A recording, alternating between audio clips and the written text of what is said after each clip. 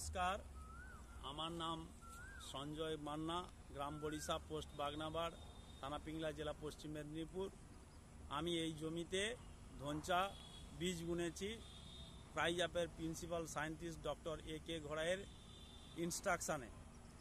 এই জমিতে কর্ষণ না করে জিরো টিলেই বুনেছি। প্রথমে ধনচা বীজটাকে 24 ঘন্টা জলে ফেলেছি, তারপর জল থেকে ছেঁকে তাকে ছোট করে অঙ্কুর করে প্রথমে জমিতে জল দিলাম, তারপরে বীজ বপন করার পরেই এই ধনচা বীজ বুনে তারপরে আবার দ্বিতীয়বার জল দিয়ে 4 দিন পরে দেখলাম ছোট ছোট করে অঙ্কুর হয়ে গেছে। এটা বুনেছিলাম আমি 24শে এপ্রিল 2024 তারিখে।